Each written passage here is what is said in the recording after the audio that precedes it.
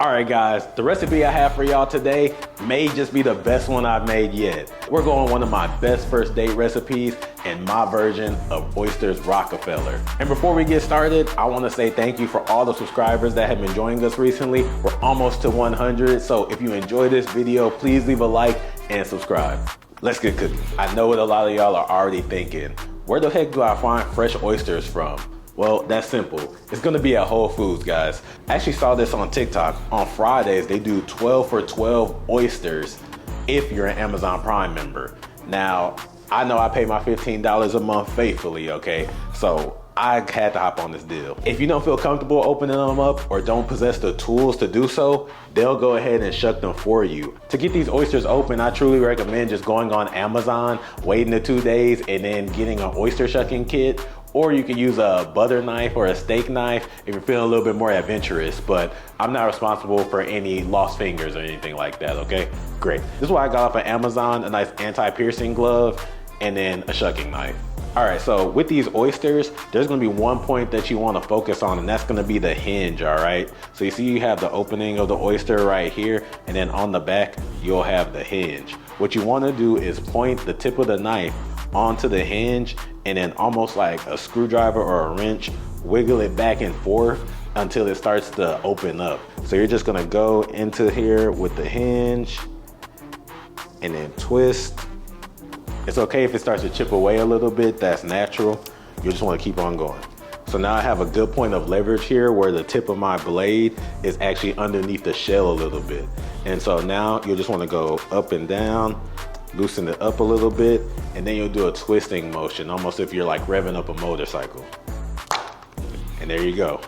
Got that nice sound. Now I did just make a mistake that you want to try and avoid. Try and keep it as flat as possible so that the oyster liquor doesn't come out. When you get to this point here, you're about halfway done. But you still want to take off that abductor muscle so that you can easily remove the oyster from the shell. So take your knife, run it underneath, making sure not to puncture the actual meat itself. Make sure you take out any parts of shell that you may have. This is a great time to see. And there you go, a freshly shucked oyster. Thankfully, prep work today is gonna be really simple. We're just gonna be mincing a shallot and cutting up a lemon. Easy peasy. Let's go ahead and get that all sliced down. For this next part, we're gonna have to shred a bit of cheese, or you can buy it pre-shredded. It don't really matter. This will taste a little bit better though. I went with a blend. Number one, you have to make sure you have your Parmesan cheese. This is essential, all right? So I went with the Romano as well, just to give it a little bit more authentic flavor. We're gonna start with the Parmesan first, and the amount really doesn't matter. I just say go as long as it takes until your arm starts hurting. Man, you know you really love this girl when you're shredding cheese for her. We're gonna go about halfway. I think that should give us just enough for today's recipe. You wanna do the same exact thing with the Romano cheese. I'm be gentle with this one. This cost me $8 at the store. I can't be handling like no regular shredded cheese. It's finally time to start cooking. Get a medium-sized pot onto your stove. Then in there goes 1/4 stick of butter. Once it gets completely melted down, add in about a tablespoon of your shallots. You'll want to constantly stir the shallot in order to keep it from burning. We just want it to get a little bit toasty, but not brown. I see a few of them starting to brown. Now it's time to add in that garlic.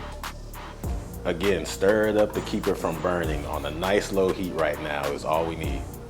These next parts tend to go by really fast, so make sure you have all your ingredients right next to you as you're doing this. We're not trying to cook this down completely, but we do need to get wilted and tender. Just remember, this is gonna shrink down heavily, so you'll really wanna get in that entire bag.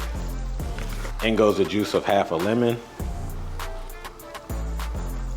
Follow that up with about half of our cheese mixture.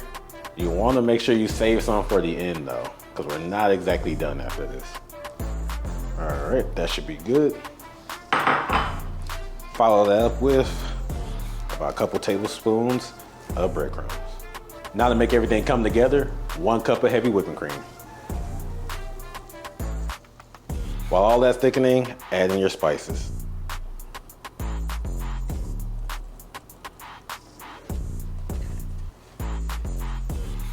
This is also a great time to start your oven. Go ahead and crank it all the way up to about 450.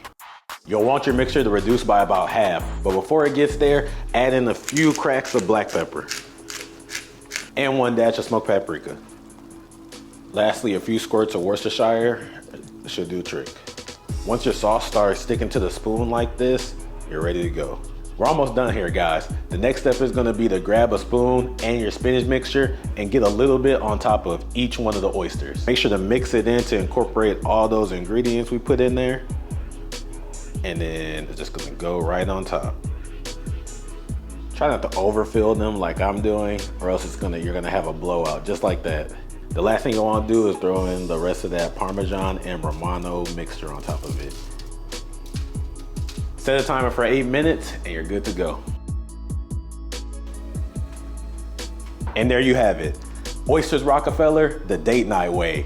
And if you really made this recipe, you can't tell me it was that hard. It was melting a little butter, putting in some spinach, some cheese, some spices, putting it on top of the oysters. Man, this turned out a lot better than even I thought it was. If you've enjoyed it, please don't forget to leave a like and subscribe so you don't miss anything from the night.